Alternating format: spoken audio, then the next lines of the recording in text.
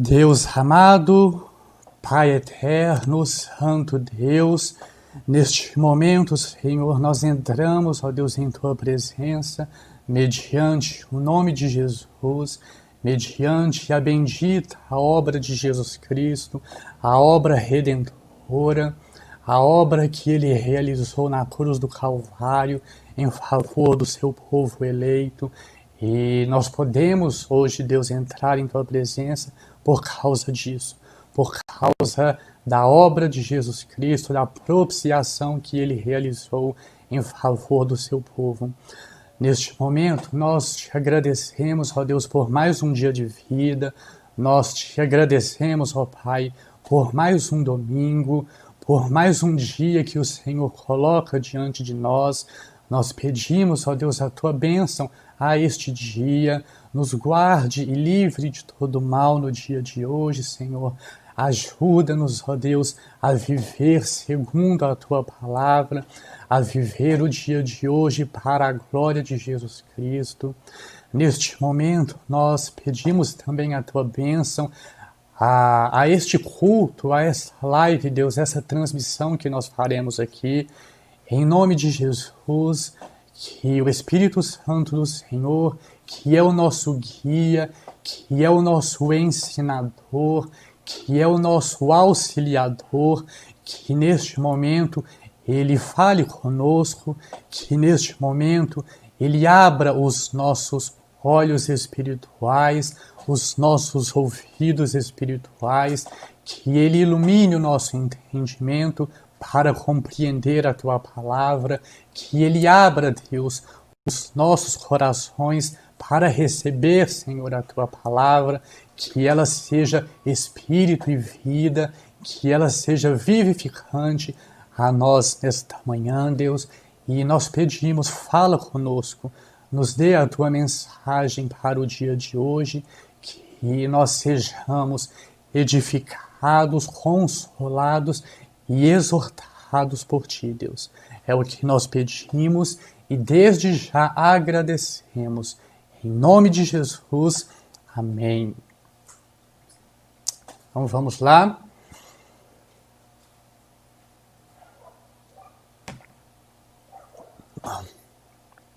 Ó, irmãos, seguinte, eu sempre convido a que vocês peguem as suas Bíblias e acompanhem comigo aqui lendo. Mas se porventura alguém não puder ter a Bíblia em mãos para poder ler os versos, eu vou projetar aqui do lado e aí os irmãos vão poder acompanhar agora aqui na live. Eu dei um jeito aqui para poder facilitar isso. Vamos lá. Beleza, né? Eu me diminuí aqui e aí os irmãos vão poder acompanhar os versículos passando aqui em cima. E aí nós vamos ler Evangelho de Mateus, capítulo 18. Vamos lá. E aí vamos ler Mateus, capítulo 18. Deixa eu colocar aqui no YouTube aos irmãos a referência. Mateus 18, do 1 ao 4. Beleza, esse é o nosso texto principal. Nós vamos ler outros, mas a exposição hoje é baseada no que traz aqui Mateus 18. Então vamos lá. Verso 1 diz: Naquela hora aproximaram-se de Jesus os discípulos, perguntando: Quem é, porventura, o maior no reino dos céus? E Jesus, chamando uma criança, colocou-a no meio deles. E disse: Em verdade vos digo que, se não vos converterdes e não vos tornardes como crianças, de modo algum entrareis no reino dos céus. Portanto, aquele que se humilhar como esta criança, esse é o maior no reino dos céus. Maravilha, vamos voltar lá no verso 1. E aí nós vamos comentando aqui versículo a versículo. É muito interessante nós percebermos que, subitamente, o capítulo 18, ele começa aqui com uma pergunta. Os discípulos se aproximam de Jesus e perguntam: quem é, porventura, o maior no reino dos céus? E aí, num primeiro instante, essa pergunta ela pode parecer meio descabida, meio fora de contexto. Um capítulo inicia assim bruscamente. Eu não sei vocês, mas em minha mente eu sempre me pergunto, né, quando eu leio essa passagem, quando eu lia, né, porque agora eu já entendo o porquê que significa desse jeito. Mas quando eu li das primeiras vezes, eu me perguntava, né, por que será que os discípulos de Jesus lhe fizeram essa pergunta? Porque do capítulo 18 para o capítulo 17, o final, a gente não vê nada que possa explicar o porquê dessa curiosidade dos discípulos, de por que eles fizeram essa pergunta ao Senhor. Porém, obviamente, ela não foi sem motivo. A pergunta aqui, ela não foi feita inocentemente. Não foi algo assim que de repente veio lá, vamos perguntar para o mestre quem é o maior no reino dos céus. Não foi assim. E aí, quem tiver, né, a Bíblia com referências cruzadas, que são aquelas passagens que aparecem ou no rodapé ou na lateral das páginas, que mostram as referências de passagens semelhantes em outros lugares, vai conseguir perceber que existe um paralelo dessa mesma situação sendo apresentada lá no Evangelho de Marcos. E aí, vamos abrir lá rapidinho. Marcos 9, a partir do verso 33. E aí aqui Marcos, ele vai nos trazer um pouco do contexto que levou a essa pergunta. Marcos, capítulo 9, verso 33. A gente vai ler rapidinho aqui só para a gente entender o que levou os discípulos a fazerem essa pergunta. Diz assim, verso 33. Tendo eles partido para Cafarnaum, estando ele, Jesus, em casa, interrogou os discípulos, de que é que discorríeis pelo caminho? Então aqui a gente vê que quando eles chegaram em casa, lá em Cafarnaum, Jesus perguntou para ele, o que vocês estavam conversando? O que vocês estavam discutindo durante o caminho? Aí o verso 34 diz, mas eles guardaram silêncio, porque pelo caminho haviam discutido entre si sobre quem era o maior. O maior aqui não é no sentido de estatura, de tamanho. O maior aqui é no sentido de mais importante. Aquele que tinha uma maior proeminência, aquele que dos discípulos seria o maioral, mais ou menos isso. E aí o verso 35 diz, e ele, assentando-se, chamou os 12 e lhes disse, se alguém quer ser o primeiro, será o último e servo de todos. Então aqui, o restante do capítulo traz para nós aqui, falando, né, que veio uma criança, colocou no meio deles, tomando nos braços, e aí segue o relato normal. Mas é importante a gente perceber que antes de Jesus responder a eles, ele já sabia que havia essa discussão, que havia esse burburinho entre os discípulos para que eles estavam querendo saber quem é o maior, quem é de nós o mais importante, quem é aquele que o Senhor Jesus mais se agrada, de quem que ele gosta mais. E aí a gente vê que existia uma discussão entre eles, uma questão a ser aqui esclarecida, que era sobre a posição e a prioridade no reino dos céus, revelando isso que havia entre os discípulos de Jesus ambições egoístas e de glória pessoal. Então a gente pode perceber que nesse momento os discípulos eles ainda estavam com a mentalidade do mundo, achando que o reino que Jesus instituiria seria um reino com posições, com dominância, com pessoas mais importantes. Porém, não. O que o mestre ensina aqui, e a gente vai ver na sequência de Mateus 18, é exatamente isso. E aí, em resposta à pergunta do verso 1 de Mateus 18, a gente vê o Senhor Jesus chama uma criança. Verso 2 diz, e Jesus, chamando uma criança, colocou-a no meio deles. Então aqui o Senhor Jesus ele pegou uma criança para usar como exemplo. E é importante que nós entendamos aqui que o Senhor Jesus, ao chamar uma criança, primeiro, ele demonstrou o seu amor pelos pequeninos e que, diferente das autoridades judaicas, ele não fazia acepção de pessoas. Tanto isso é verdade que no capítulo 19, lá nos versos 13 a 15, a gente vai ver uma ocasião em que os discípulos tentam impedir que as crianças se aproximem de Jesus para serem abençoadas. Mas aí o Senhor fala, não impeça elas, deixe que elas venham a mim, porque dos tais é o reino dos céus. E aí a resposta para a pergunta dos discípulos sobre quem é o maior no reino dos céus, vem no verso 3, que diz, em verdade vos digo que, se não vos converterdes e não vos tornardes como crianças, de modo algum entrareis no reino dos céus.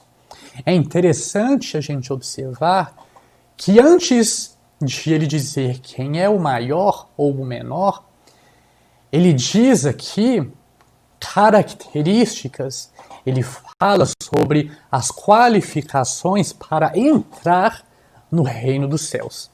É a primeira coisa que ele destaca. E aí a gente pode perceber duas qualidades básicas.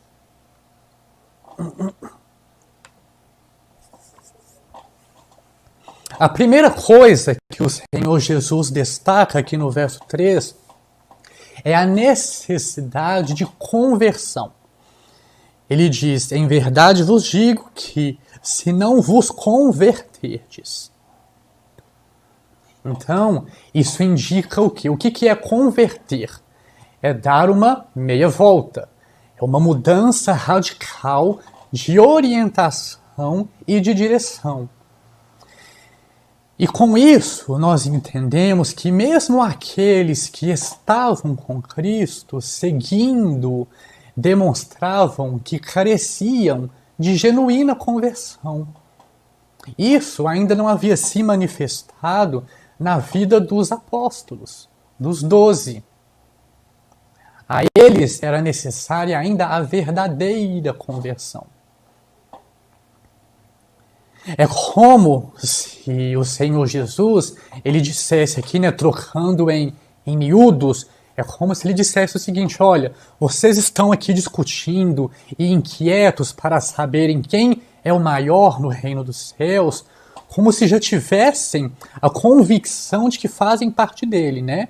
Porém, se vocês permanecerem em seu presente estado de mente e coração, egoístas, ambiciosos, pensando nas coisas deste mundo, cada um buscando ser o maior que o outro, querendo dominar sobre os demais, então com toda certeza, nem mesmo vocês entrarão no reino. É isso que ele fala. Então, a primeira característica para poder entrar no reino é essa, se converter. E isso indicando a necessidade do novo nascimento, de regeneração. Algo que apenas o próprio Senhor Jesus poderia realizar, poderia fazer por eles. E a segunda característica é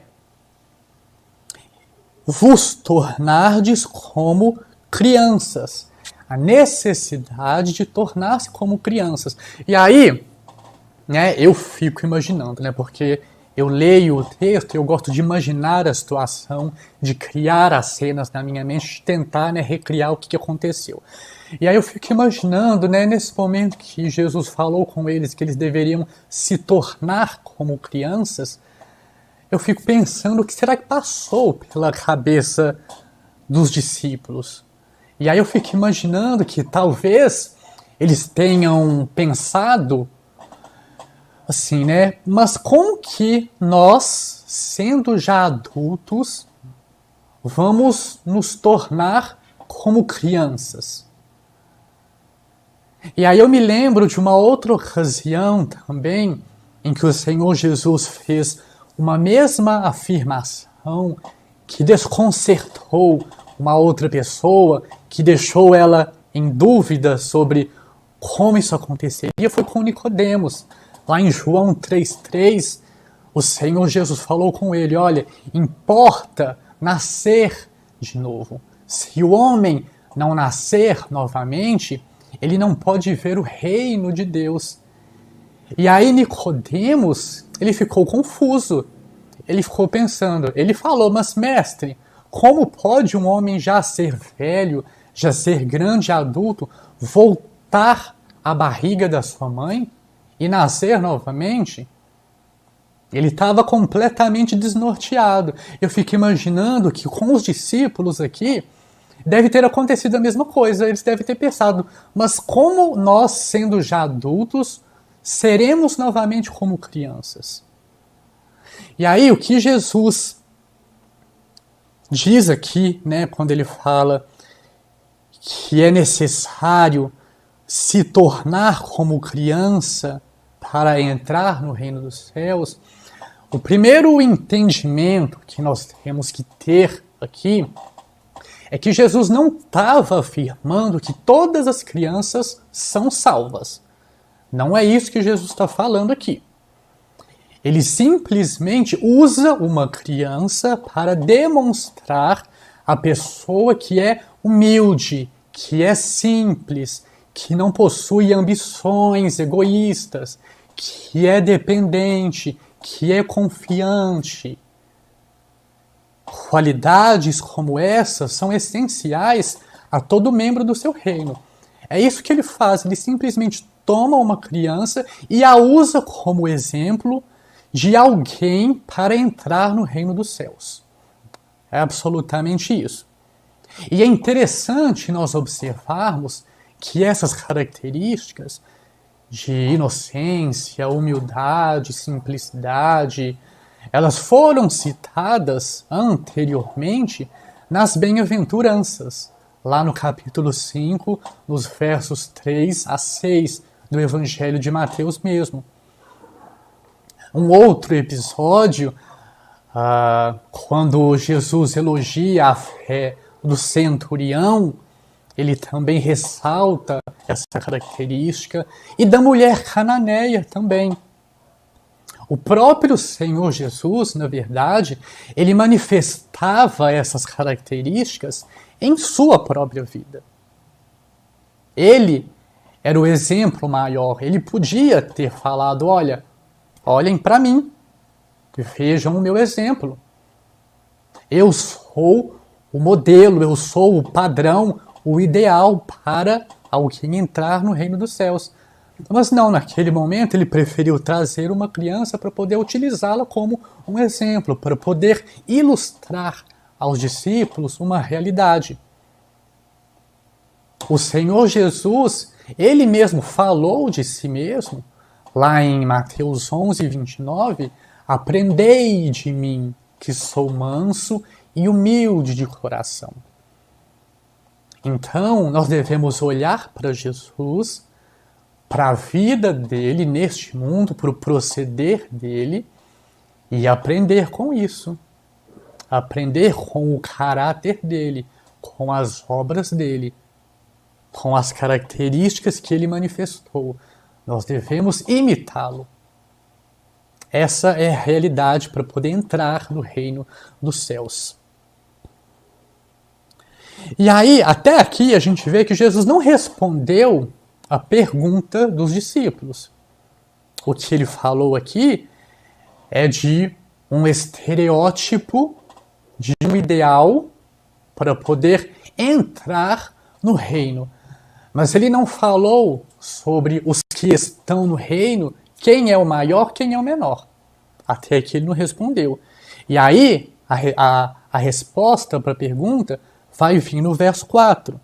Portanto, aquele que se humilhar como esta criança, esse é o maior no reino dos céus. E é importante nós entendermos uma coisa aqui, irmãos. Os valores do reino dos céus são completamente diferentes dos valores deste mundo. O Senhor Jesus ensina que o único caminho para subir é descer. É como se ele dissesse aos discípulos: vocês desejam tornar-se grandes? Então sejam pequenos. Desejam erguer-se? Então afundem. Desejam governar? Então sirvam. Desejam ser exaltados? Então antes se humilhem. E esse padrão, ele é inverso, ele é contrário ao que nós vemos neste mundo. Ao que o sistema mundo ensina, é completamente diferente. Ensina o que? Buscar sempre ser o maior, sempre ser o melhor que os outros, sempre estar acima do outro. Mas não é assim com os herdeiros do reino dos céus. Jesus disse: aprendei de mim, que sou manso e humilde de coração. Nós devemos imitar essas características do Senhor. E é interessante observar que, mesmo após esse episódio em que o Senhor Jesus deu essa lição aos discípulos, fez essa pregação a eles, nós podemos perceber que ainda assim, em outra passagem mais à frente, essa mesma discussão, ela veio à tona mais uma vez. Vamos abrir lá Mateus capítulo 20. Vamos abrir lá Mateus capítulo 20. E aí nós vamos ler a partir do verso 20. Eu vou projetar aqui para os irmãos.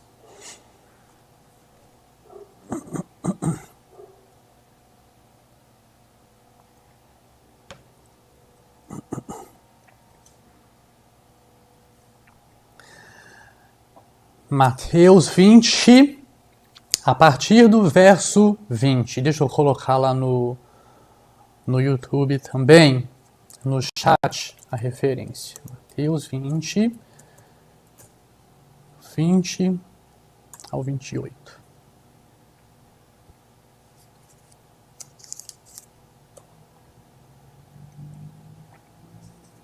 E aí diz assim: então se chegou a ele Jesus, a mulher de Zebedeu com seus filhos, e adorando-o, pediu-lhe um favor. Então a gente vê aqui que chegou uma mulher, a mulher de Zebedeu, com seus filhos. Os filhos dessa mulher são os apóstolos Tiago e João. Então, provavelmente, a mulher de Zebedeu, ela também vivia ali, né, com os discípulos, entre os discípulos. E aí, num determinado momento, ela chegou diante de Jesus com os seus 2 filhos e lhe fez um pedido. Verso 21. Perguntou-lhe ele: que queres? Ela respondeu: Manda que no teu reino estes meus 2 filhos se assentem, um à tua direita e outro à tua esquerda. Mas Jesus respondeu: Não sabeis o que pedis. Podeis vós beber o cálice que estou para beber? Responderam-lhe: Podemos. O cálice que Jesus se refere aqui é ao seu sofrimento, aos sofrimentos que ele estava por enfrentar ao ser entregue aos principais sacerdotes, aos soldados romanos para ser ali preso, julgado, condenado, crucificado e morto. E aí Jesus perguntou: vocês podem suportar o sofrimento que eu estou para suportar? E eles responderam: podemos. Acho que eles nem sabiam, né, o que eles estavam falando naquele momento. Eles responderam: podemos, né, esperando uma aprovação da parte do Senhor. E aí no verso 23 ele diz, Jesus diz então: bebereis o meu cálice, mas o assentar-se à minha direita e à minha esquerda não me compete concedê-lo, é porém para aqueles a quem está preparado por meu Pai. Então a gente percebe aqui que o Senhor Jesus de fato confirma que eles sofreriam como o Senhor Jesus sofreu. Como que eu digo, não exatamente igual, mas como discípulos do Mestre Jesus, eles também seriam perseguidos, morreriam de maneira de uma maneira assim terrível, e o fim deles, né, em vida seria trágico, né? Seria uma morte dura, uma morte sofrida desses 2 apóstolos. E aí, em seguida, ele diz: mas o assentar-se à minha direita ou à minha esquerda, não sou eu quem decide. Não sou eu que vou conceder. Porém, é para aqueles a quem está preparado por meu Pai. Então a gente vê que naquele instante daquela conversa, já estava preparado. Não é que o Pai iria preparar, já estava preparado. Já havia sido definido, decretado por Deus, as posições ali no reino. Verso 24. Ora, ouvindo isto, os 10 indignaram-se contra os 2 irmãos. Então aqui a gente vê, né, que a ambição de ser o maior ainda continuava entre os 12. Porque diante dessa situação com esses 2 discípulos, os outros 10 ficaram enciumados. Eles não gostaram. Verso 25. Então Jesus, chamando-os, disse: sabeis que os governadores dos povos os dominam e que os maiorais exercem autoridade sobre eles. Aqui Jesus está simplesmente explicando como que é o reino deste mundo, como que funciona. Ele fala: olha, os governadores dos povos os dominam, os oprimem, os maiorais exercem autoridade sobre eles. Ele explica aqui que no mundo é assim que funciona. Mas no verso 26, ele vai dizer: não é assim entre vós. Pelo contrário, quem quiser tornar-se grande entre vós, será esse o que vos sirva. O Senhor Jesus fala, mais uma vez: pessoal, discípulos, não olhem para o modelo do mundo e queiram ser como eles. Não olhem para esse padrão fadado do mundo e fiquem imaginando que no reino dos céus, no reino que eu vim para trazer, será igual. Não, vocês estão enganados. O foco de vocês está errado. Não é assim entre vós. Pelo contrário, quem quiser tornar-se grande entre vós, será esse o que vos sirva. Mais uma vez o Senhor Jesus invertendo, mostrando aqui que os valores do reino são diferentes. Verso 27, e quem quiser ser o primeiro entre vós, será vosso servo. Verso 28, tal como o Filho do Homem, que não veio para ser servido, mas para servir e dar a sua vida em resgate por muitos. Aqui o Senhor Jesus se usa como exemplo e fala, olhem para mim, eu não vim para ser servido, eu não vim para ser bajulado, eu não vim para poder exercer aqui uma dominância. Eu vim para servir e para dar a vida em resgate por muitos. Vejam aqui a ênfase do Senhor, por muitos, não é por todos, por muitos. E diante disso, a minha percepção, lendo lá Mateus 18 e lendo agora Mateus 20, esses dois trechos, para mim, está muito claro o posicionamento de Jesus, o seu ensinamento, o seu discurso. E se é possível resumir o chamado cristão em uma palavra, eu diria que essa palavra é serviço. Foi para isso que o Senhor veio ao mundo, para servir e dar a sua vida em resgate por muitos. E é maravilhoso, ver como que a Bíblia ela se encaixa, as passagens se encaixam. Não há nela contradição, não há nela confusão, não há nela erros. Eu digo isso porque o apóstolo Paulo, ele discorreu também sobre esse tema, sobre essa temática, em várias de suas epístolas. Mas especificamente aqui, eu vou citar Filipenses.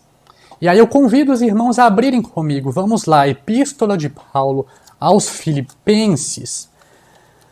Vamos ler a partir do capítulo 2. Filipenses 2, nós vamos ler aqui. Eu vou projetar aos irmãos aqui também no YouTube.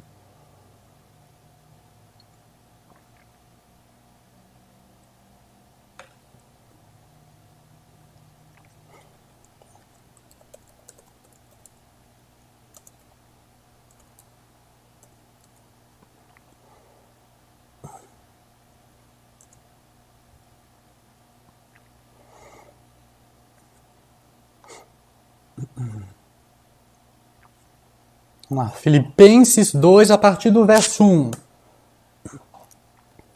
Diz assim: se há, pois, alguma exortação em Cristo, alguma consolação de amor, alguma comunhão do Espírito, se há entranhados afetos e misericórdias, completai a minha alegria, de modo que penseis a mesma coisa, tenhais o mesmo amor, sejais unidos de alma, tendo o mesmo sentimento.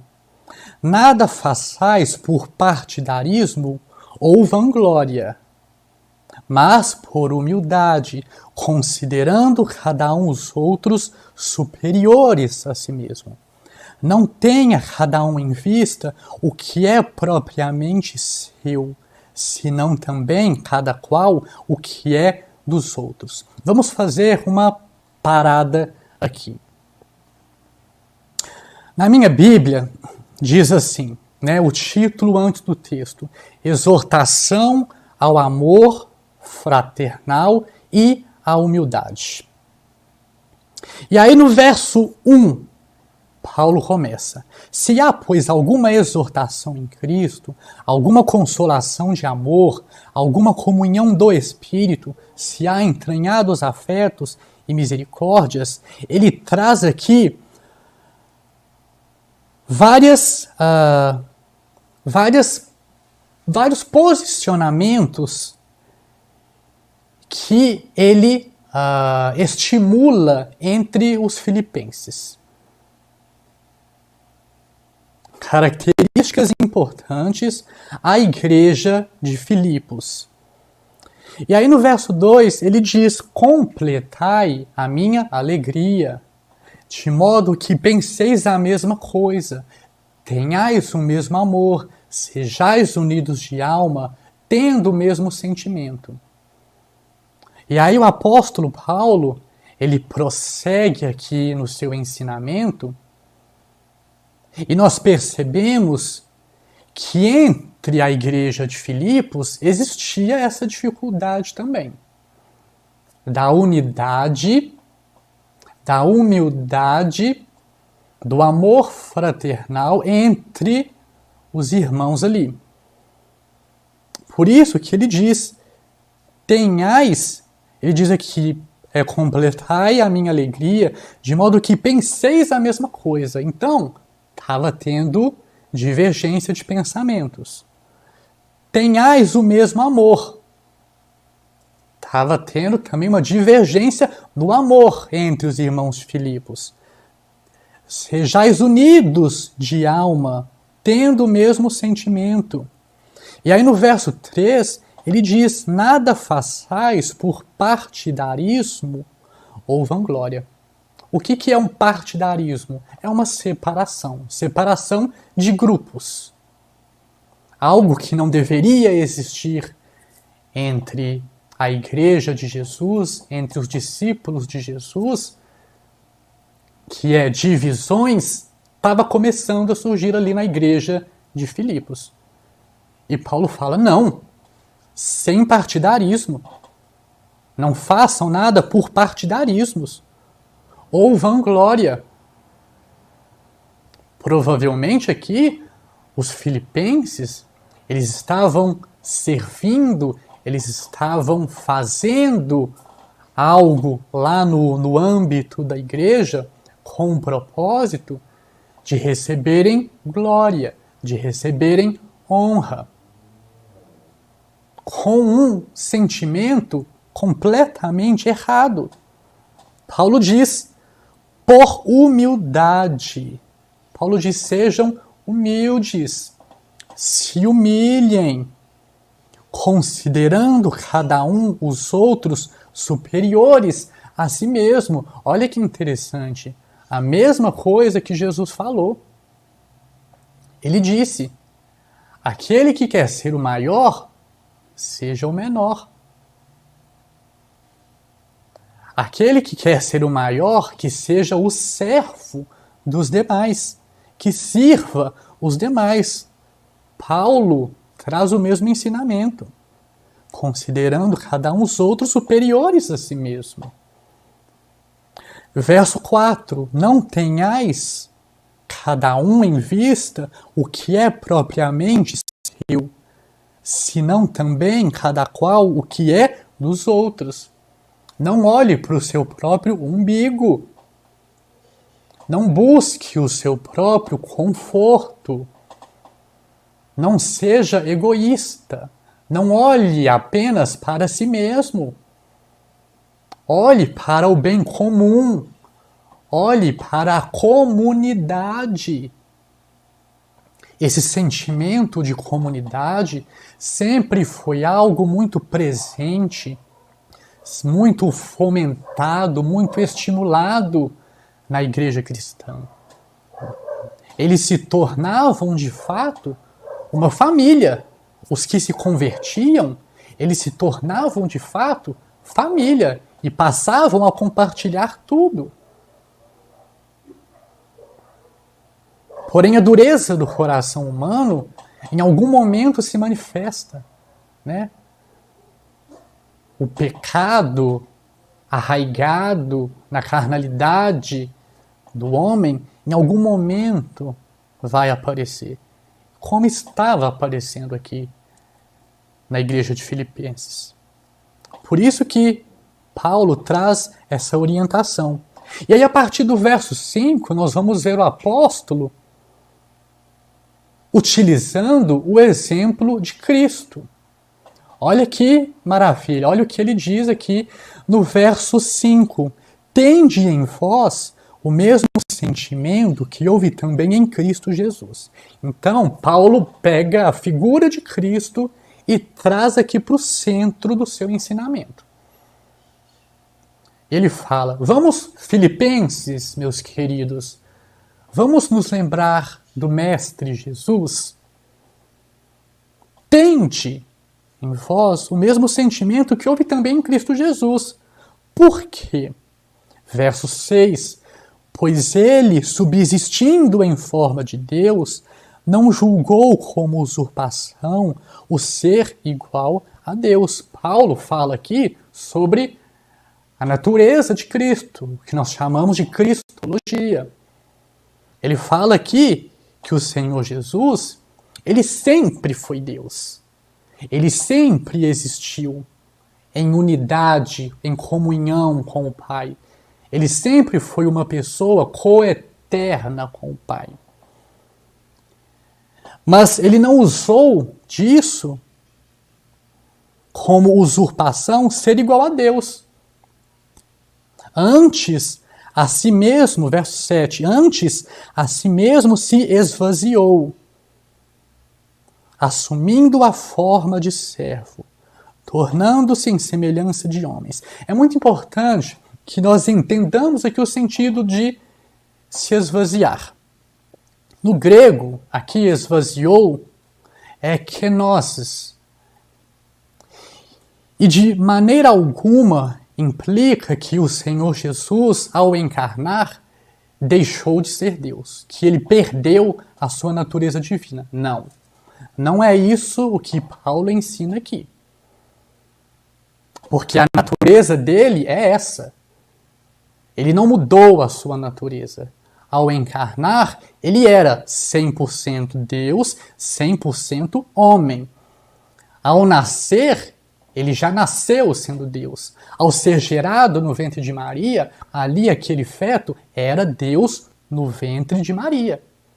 Era Deus e homem ao mesmo tempo. As duas naturezas coexistindo de maneira harmônica. Havia uma união que nós chamamos na teologia de união hipostática. As duas naturezas, as duas essências foram unidas na pessoa, no ser humano Jesus Cristo. Ele se esvaziou porque ele deixou a sua posição de glória. Ele deixou uma posição e assumiu outra. Aqui, tornando-se em semelhança de homens, assumindo a forma de servo. Ele assumiu uma forma de servo. Ele que antes era Senhor, o Senhor da glória, ele agora assumiu voluntariamente a forma de servo, tornando-se semelhança de homens. E reconhecido em figura humana. Verso 8. A si mesmo, olha o que eu falei, a si mesmo se humilhou. Ele não foi humilhado porque veio um poder superior sobre ele, né, como muitos acham, por parte das autoridades judaicas, por parte das autoridades romanas, que humilharam ali a pessoa de Jesus. Não, ele se humilhou. A humilhação de Cristo se iniciou nesse momento em que ele deixou a sua glória e assumiu a forma de servo. Ele a si mesmo se humilhou, tornando-se obediente até a morte e morte de cruz, falando aqui sobre a missão de Cristo. Ele veio ao mundo com esse propósito. E esse propósito não seria interrompido, não seria mudado, não foi algo que aconteceu no momento, não. O Senhor Jesus, ao vir ao mundo, ao encarnar, ele já veio predestinado a isso, a essa morte de cruz. Verso 9, pelo que também Deus o exaltou sobremaneira e lhe deu o nome que está acima de todo nome. Então a gente vê que no verso 8, Paulo discorreu sobre a humilhação de Cristo.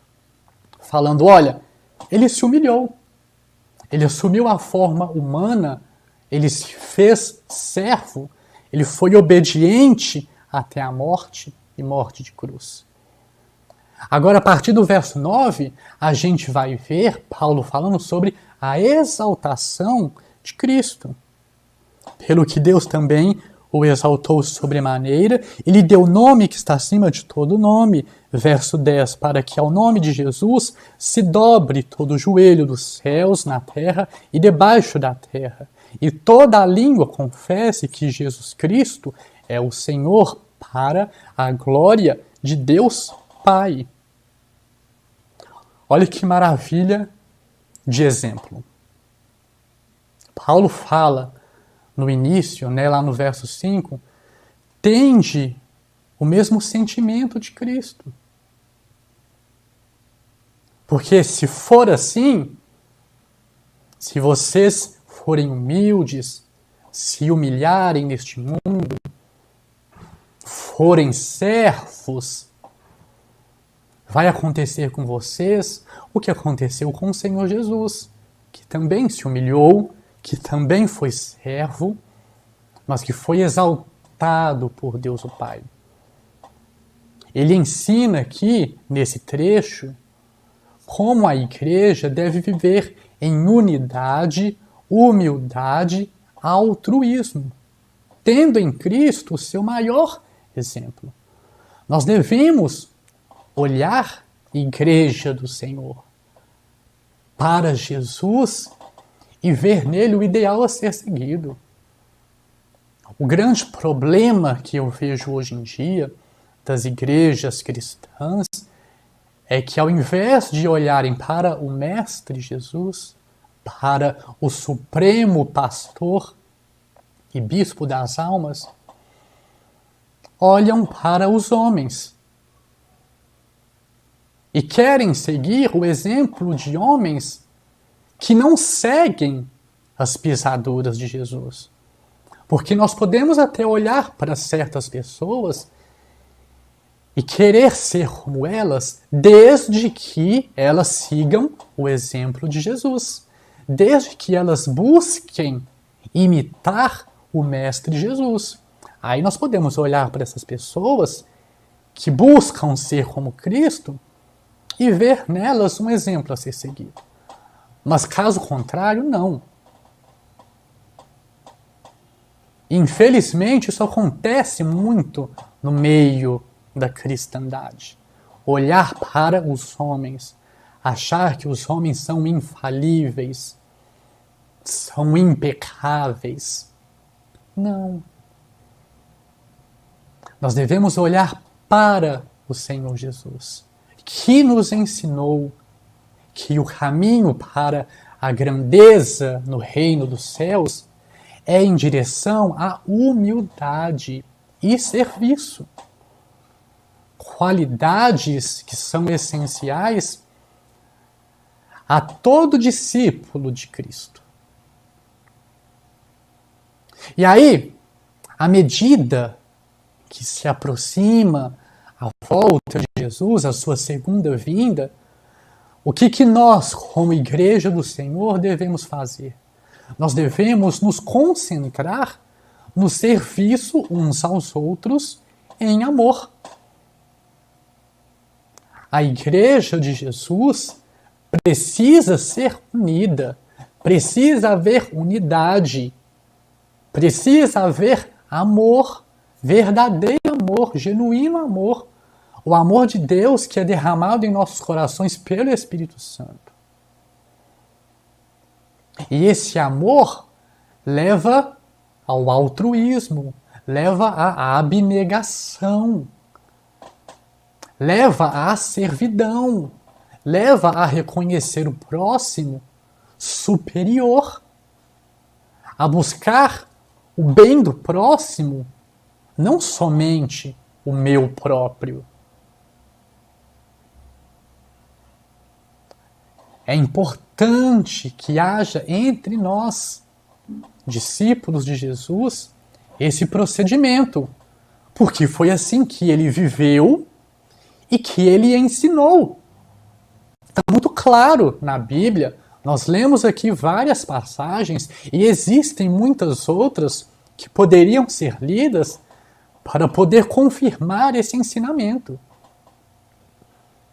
O grande problema é que a vaidade humana aflora, aparece, e nós queremos ser os maiores, nós queremos ser os melhores, nós queremos estar em evidência, nós queremos ser louvados, queremos ser reconhecidos. Mas tudo isso é besteira, tudo isso é vaidade, buscar por posição X, posição Y, título X, título Y. Tudo isso é vaidade humana. E eu pergunto a você que me assiste nesta manhã, de que maneira você tem servido ao corpo de Cristo, que é a igreja? Porque nós precisamos manifestar isso na nossa comunidade de fé, no local em que nós reunimos como igreja de Jesus Cristo. Você expressa a sua servidão, primeiro a Cristo e segundo depois à igreja, aos irmãos de fé. De repente, você até é um membro atuante, que participa de algum ministério, que possui algum título, alguma posição de proeminência diante dos homens. Mas eu te pergunto, qual a motivação por trás disso? Qual a motivação do seu coração? Você faz isso com o intuito de ser o maior? Buscando reconhecimento, buscando aplausos, buscando honra, glória, ou faz isso com humildade e mansidão, seguindo o exemplo do Mestre Jesus?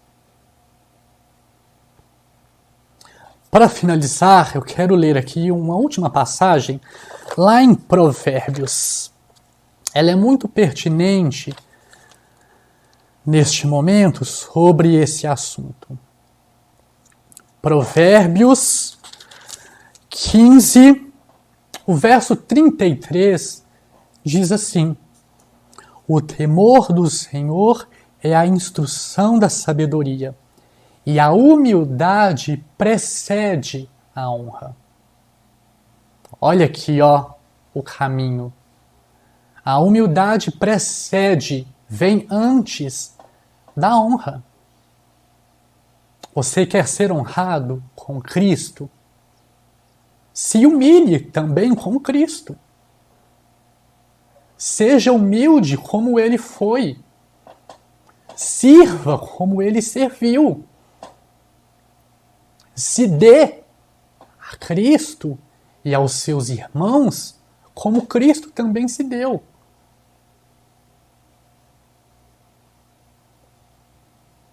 A humildade precede a honra. E a humildade, que é uma característica que Jesus falou para que nós aprendamos dele, lá em Mateus 11, 29, ele diz: aprendei de mim, que sou manso e humilde de coração. Você tem aprendido de Cristo a ser manso e humilde.